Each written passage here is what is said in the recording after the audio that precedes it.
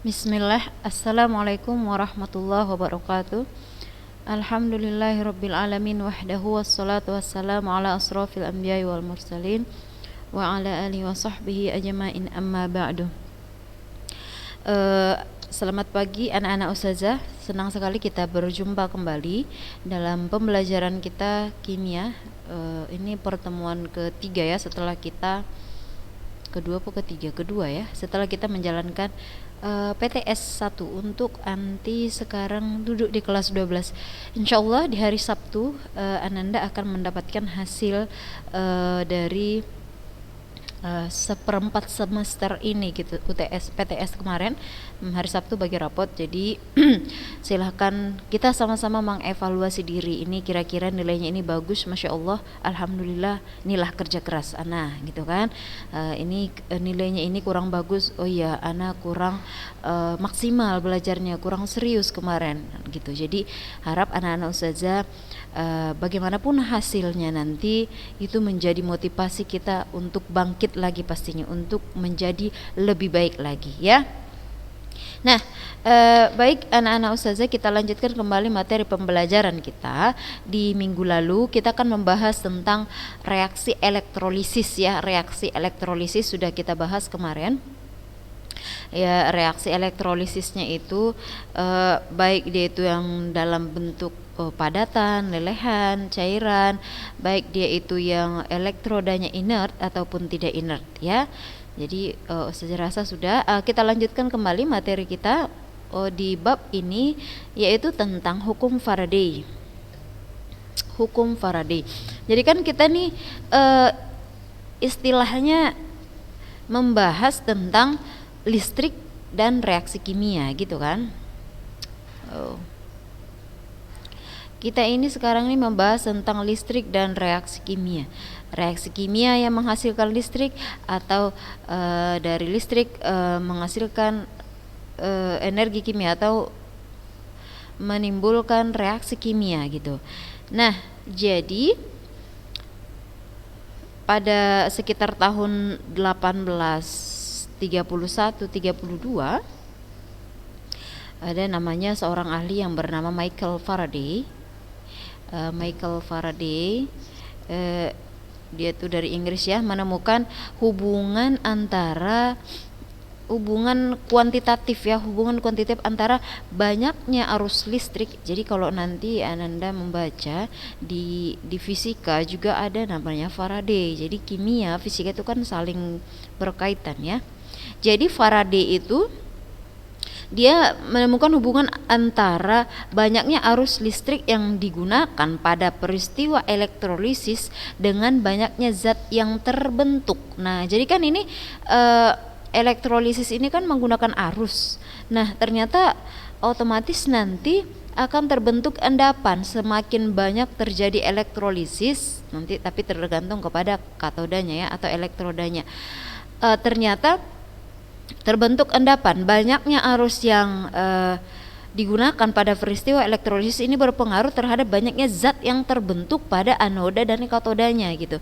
Jadi disimpulkanlah oleh Faraday menjadi dua hukum. Hukum pertama Faraday dan hukum kedua Faraday. Inilah dia, hukum pertama dan hukum kedua.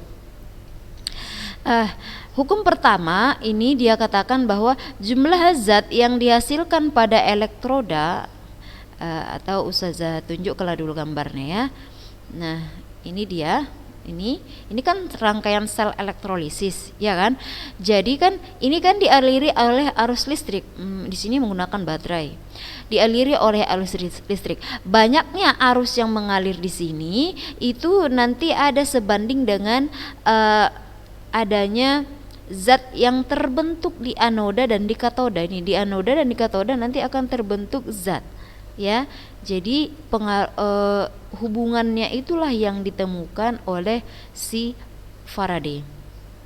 Jadi hukum pertama Faraday dia mengatakan bahwa jumlah zat yang dihasilkan pada elektroda sebanding dengan jumlah arus yang dialirkan pada zat tersebut. Jadi sebanding katanya.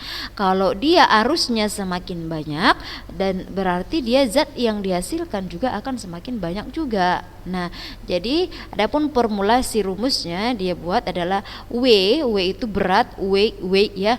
W sama dengan EI kali T per 96.500. 96.500 ini adalah nilai dari 1 Faraday. 1 Faraday itu sama dengan 96.500 Coulomb. Jadi Ustazah buatkan dulu sini hukum 1 Faraday. Ya, jadi hukum Faraday seperti yang Ustazah katakan tadi, dia itu menemukan hubungan antara arus listrik. Di sini kita buatnya arus listriknya itu I kecil, kalau di fisika kita I besar ya. Arus listrik dan juga si jumlah zat atau berat, weight. Nah, sudah beratnya berapa katanya gitu. Sehingga dia menemukan formulasinya hukum Faraday pertama, Faraday 1. Hubungannya katanya bahwa arus listrik itu sebanding dengan banyaknya jumlah zat yang dihasilkan. Nah, maka dibuatnya di situ W beratnya sama dengan E kali F. E di mana E di sini E kecil. E kecil itu adalah titik ekivalen. Titik ekivalen itu diperoleh dari MR atau AR. MR atau R, jangan pikir ini MR per AR ya, bukan ya. Jadi Ustazah buat gini aja lah, MR per valensi atau boleh juga AR per valensi. Jadi ini tergantung kepada nanti elektrodanya. Kalau misalnya dia menggunakan elektrodanya adalah unsur logam, satu unsur misalnya Cu, katanya berarti AR Cu. Tapi kalau dia menggunakan elektrodanya adalah merupakan sebuah senyawa, berarti pakailah MR nih dibagi valensinya. Valensinya yang mana Ustazah? Nanti kita ke contoh soal dulu. Sudah? Atau ini persamaannya. Atau boleh juga ada 3 persamaannya di situ ya. Jadi nanti Ananda silakan menggunakannya sesuai dengan kebutuhan. W atau berat kalau ada hubungannya dengan arus listrik sama dengan E kali I kali T per 96.500. Di mana tadi Ustazah bilang 96.500 itu adalah, ini perhatikan di sini ada di slide kita. Ini kan? Ini 1 Faraday itu sama dengan 1 mol elektron, yaitu 96.500 Coulomb. Ya, dimana 1 Coulomb itu setara dengan 1 ampere atau 1 ampere kali 1 sekon ya. Ya, jumlah beratnya katanya sebanding dengan arus listrik. Jadi W sama dengan E kali I kali T per 96.500, atau boleh juga menggunakan W sama dengan E kali F, atau boleh juga W sama dengan E kali Q per 96.500. Jadi yang mana Ustazah yang mau kita gunakan tergantung nanti apa yang diketahuinya. Kalau nanti dia menentukan arusnya gitu kan, terus dia bilang waktunya sekian, ya pakailah yang ini, weight per 96.500 ya. Nah, E itu adalah tadi ekivalen ya, berat ekivalen zat A per valensinya, AR atau MR-nya per valensinya. Atau boleh juga dikatakan bilangan oksidasi per biloxnya ya, AR per bilangan oksidasinya. Kalau misalnya Cu biloxnya adalah 2 positif, berarti ArCu per 2 gitu. Nah, ini adalah formulasi hukum Faraday yang pertama. Lalu hukum Faraday yang kedua, dia katakan bahwa jika arus listrik dialirkan ke dalam beberapa sel elektrolisis yang dihubungkan secara seri, jumlah berat zat-zat yang dihasilkan pada tiap-tiap elektroda sebanding dengan berat ekivalen tiap-tiap zat tersebut. Atau cara gampang mengingatnya adalah massa zat yang dihasilkan pada elektrolisis itu berbanding lurus dengan massa ekivalen zat tersebut. Ini biar Ustazah singkatkan biar tidak bertele-tele bahasanya. Oke. Ya, kalau hukum Faraday yang pertama tadi menyatakan bahwa massa zat boleh ya, yang di slide tadi juga dibuat boleh, yang Ustaz sebut ini juga boleh. Ini hanya untuk meringkas biar lebih gampang diingat. Massa zat ya, massa zat yang dibebaskan atau yang dihasilkan lah ya, yang dibebaskan pada elektrolisis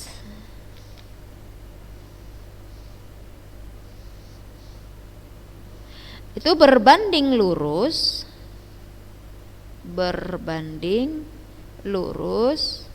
dengan jumlah listrik yang digunakan.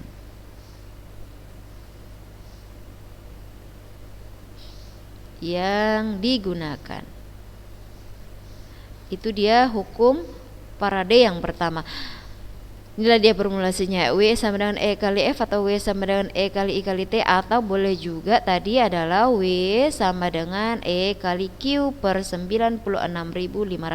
Apa itu Q? Q itu adalah muatannya. Sedangkan untuk hukum Faraday yang kedua, ini dia menyatakan perbandingan. Hukum Faraday yang kedua menyatakan perbandingan. Apa katanya? Bahwa massa zat yang dibebaskan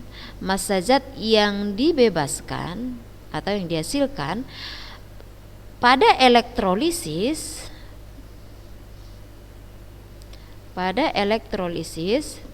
itu berbanding lurus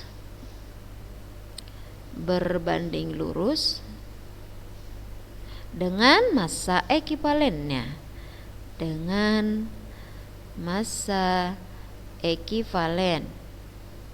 zat itu. Massa ekivalen itu tadi adalah si E ya, si E, massa ekivalennya.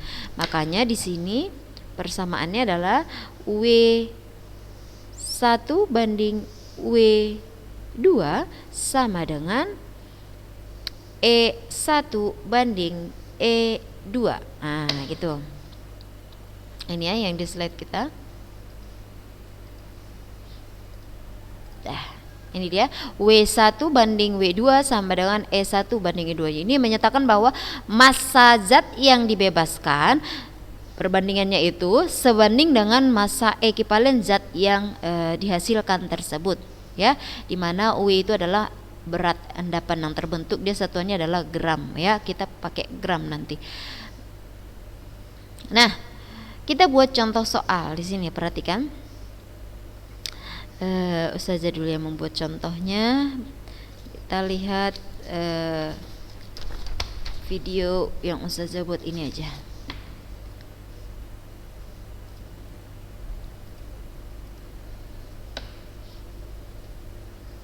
Ini biar Ananda tahu yang mana tuh yang dikatakan dengan berat ekivalen gitu. Contoh, misalnya di sini ada di buku Ustazah, soalnya adalah berapa massa tembaga yang dihasilkan dari reduksi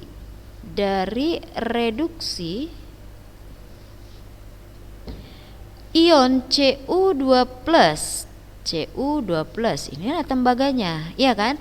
Dimana AR dari si tembaga adalah sebesar 63,5 pada katoda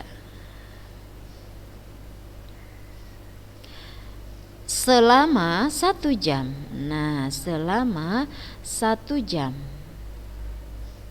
Jadi Ananda sekalian, kita di sini waktu kita satuannya adalah detik, massa kita satuannya adalah gram ya. Jangan samakan dengan fisika. Kalau fisika kan kita buat itu satuannya kilogram gitu kan. Kalau ini kita pakai waktu detik dan juga massanya adalah pakai satuan gram. Karena dia kalau reaksi di kimia itu menggunakan massa yang kecil-kecil saja gitu. Jika diketahui arus listrik yang digunakan itu sebesar Arus listrik yang digunakan itu sebesar 1,6 ampere. Nah, perhatikan. Kita lihat di sini apa saja yang diketahui. Di sini ada di sini ada CU, ada CU2+, ada AR-nya, lalu ada 1 jam, lalu ada arus listrik. Sudah? Nah, CU buat aja dulu di sini yang diketahui. AR dari CU adalah 63,5 selama 1 jam, berarti I waktunya 1 jam. 1 jam berapa detik? Berapa? 3600 detik. Sudah? Lalu apa lagi yang diketahui? Ini waktu ya, waktu T. Arus listrik I. Arus listriknya adalah 1,6 ampere. Terus apa lagi? Ini ion Cu2+, nanti aja itu kita saja singgung mengenai W. Yang ditanya apa? Berapa massa tembaga Cu? Massa berarti yang ditanya adalah W. Jadi kira-kira kita pakai rumus yang mana nih? Yang 1, 2, apa 3? Nah, dari ini yang tadi, apakah yang pertama, kedua, apa ketiga? Atau ini hukum Faraday pertama atau kedua? Gitu kan? Nah, jadi ya gampang aja. Kalau hukum Faraday kedua kan kita bisa melihat tuh ada dua perbandingan. Ada perbandingan. Kalau ada perbandingan, jika unsur ini segini, unsur ini segini, perbandingan lah di soal itu, berarti itu menggunakan hukum Faraday yang kedua gitu.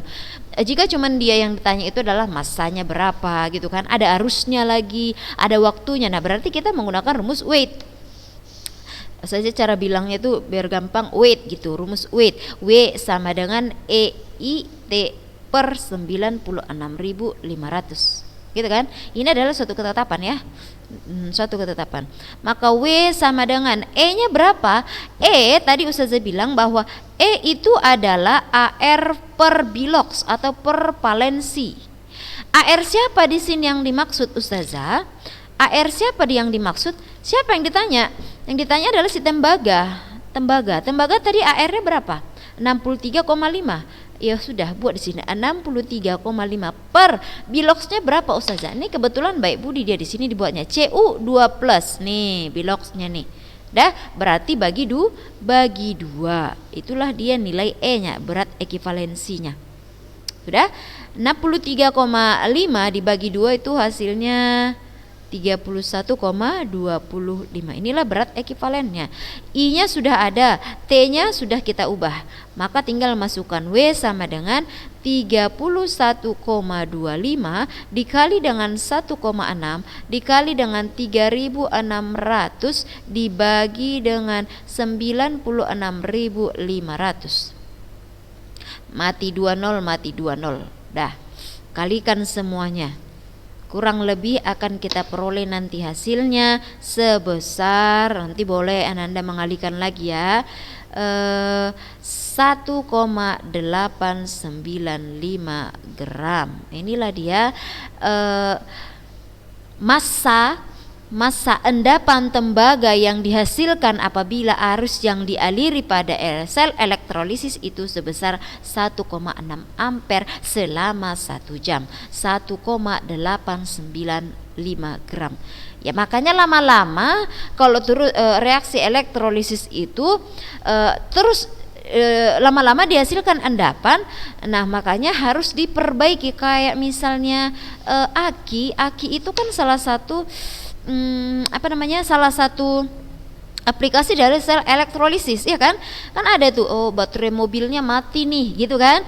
Dibilangnya. Jadi baterai mobil itu kan dia aki. Aki itu terdiri dari sel elektrolisis dan juga senyawa kimia yang berwarna hitam itu adalah asam sulfat. Nanti Ustazah akan menunjukkannya aplikasi dari sel elektrolisis itu gitu. Jadi itu karena banyak endapan yang terbentuk gitu. Jadi kayak mana caranya biar gak banyak endapannya ini? Nah itulah dia fungsinya belajar kimia ini ya. Nah kita buat contohnya untuk hukum Faraday yang kedua. Untuk hukum Faraday yang kedua, Ya, itu soal perbandingan. Sini saya buat soalnya nomor 2. Larutan tembaga sulfat CuSO4 dan larutan, kan udah ada 2 nih. Kalau udah ada 2, oh berarti nih perbandingan ini kayaknya nih, gitu kan. ZnNO3 2 kali sudah disusun secara seri.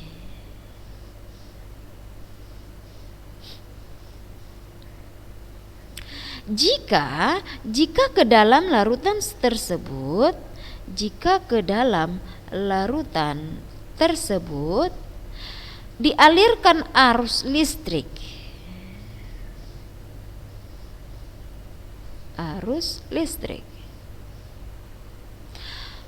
di mana pada larutan CuSO4 terdapatlah endapannya sebesar 8 gram.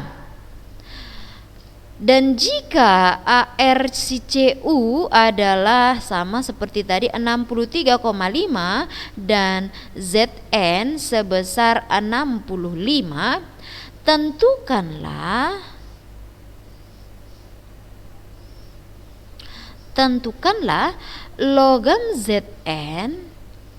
logam Zn yang diendapkan pada larutan ZnNO3 2 kali tadi. Nah, ini kan udah dia bilang ini CuSO4 yang terdapat itu sebanyak 8 gram. Berarti berapalah logam Zn yang diendapkan gitu. Berarti kan ini perbandingan massanya. Dia bilang tadi bahwa massa zat yang dibebaskan pada elektrolisis berbanding lurus dengan massa ekivalen zat tersebut. Kan gitu kan? Gitu tadi kan? Tadi rumusnya kan? W1 banding W2 sama dengan E1 banding E2, gitu kan? Nah, pertama yang kita lakukan adalah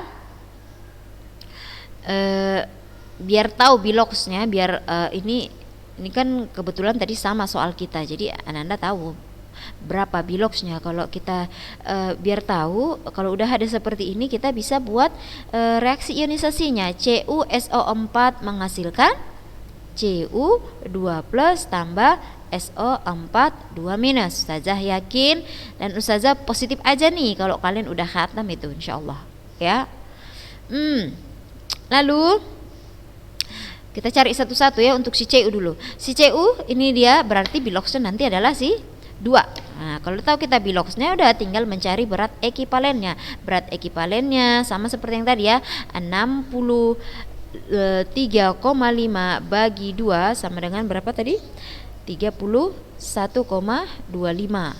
ya. 31,25 tadi massanya.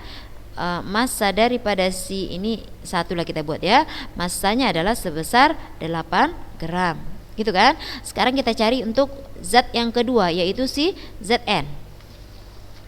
Zat yang kedua yakni si ZnNO3 2 kali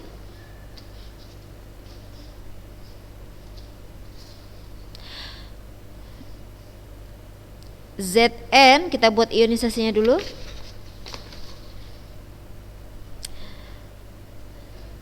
ZnNO3 2 kali itu menghasilkan Zn2 plus tambah NO3 minus. Karena di sini NO3-nya ada 2, setarakan di sini juga 2. Oke. Dah, saya harap juga ini masih ingat ya. Zn itu kepunyaannya yang ini, NO3 ini kepunyaannya 1. Makanya Zn2 plus NO3 minus gitu ya. Nah, udah dapat kita nih, berarti bilox dari si Zn juga adalah berapa? 2. Jadi, berarti berat ekivalensi daripada si Zn E2 lah kita buat ya. Zn tadi berapa katanya AR-nya? AR Zn adalah 65 per 2. 65 per 2 berarti 32,5 gitu kan. Nah, yang ditanya adalah siapa? Yang ditanya adalah massanya W2. Anda buatlah perbandingan seperti yang tadi. Perbandingannya W1 banding W2 sama dengan E1 banding E2. Kan gitu. W1-nya adalah 8. 8 kan bisa kita buat begini ya. 8 saja buat di sini aja ya. Udah nyempil kali nih. Bisa seperti ini ya, sama ini. Ya. Oke.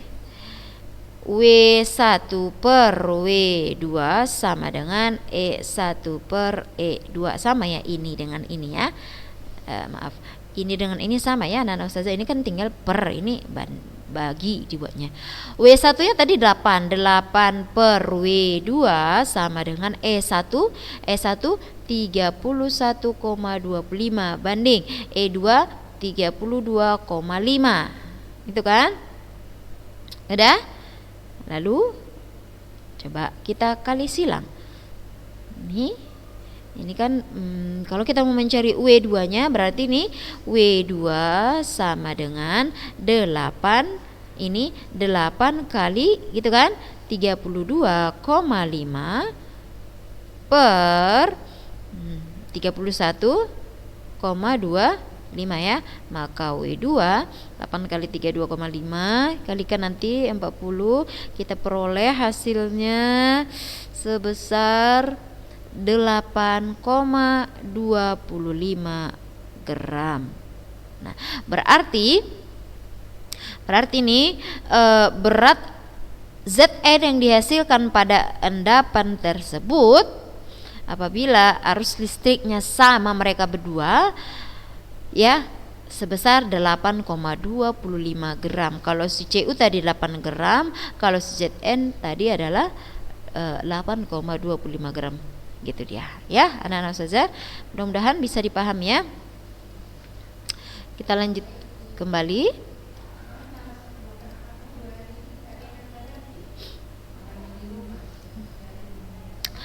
Kita lanjutkan. Nah itu dia sudah selesai masalah hukum Faraday. Udah habis kita hitung-hitungannya di bab ini. Tinggal kita penutupan nih tentang korosi. Ada pernah dengar korosi? Pasti sudah pernah dengar ya. Korosi atau istilah lainnya itu adalah perkaratan. Ya, ini merupakan salah satu reaksi redoks yang paling sering kita jumpai dalam kehidupan sehari-hari, itu korosi ya. Jadi reaksi korosi ini merupakan reaksi kimia antara logam yang bisa terjadi reaksi korosi itu adalah yang logam ya, antara logam dengan zat lain di lingkungannya yang bisa menghasilkan senyawa yang tidak dikehendaki. Makanya biasanya korosi ini adalah merugikan kita ya, yang umumnya kita sebut dengan perkaratan. Jadi korosi ini, korosi besi misalnya ini ada gambar pagar besi kan berkarat lama-lama kan, atau misalnya atap seng, atap kita yang masih menggunakan atap lama itu kan banyak berubah warnanya jadi merah gitu kan. Itu karena apa? Karena perkaratan. Apa penyebabnya saja? Apa saja yang faktor-faktor yang mempengaruhi perkaratan tersebut? Nah, kita lihat di sini. Korosi besi terjadi biasanya akibat oksigen, uap air atau air kan sering hujan tuh, atau juga zat elektrolit baik itu asam, basa ataupun garam. Ini adalah yang menyebabkan korosi. Oksigen, uap air, asam, basa ataupun garam. Dimana korosi ini merupakan reaksi redoks antara logam dengan zat lain dan menghasilkan senyawa yang tidak dikehendaki. Nah, adapun cara pencegahan korosi, kalau ustazah buat reaksi korosi ya, besi berkarat ya, kayak mana sih ustazah reaksinya itu? Nah ini ustazah buat di buku kalian pun ada itu kalau ustazah tidak salah ya.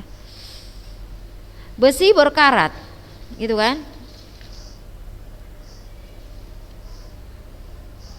Kalau besi itu berkarat itu terjadi reaksi redoks ya.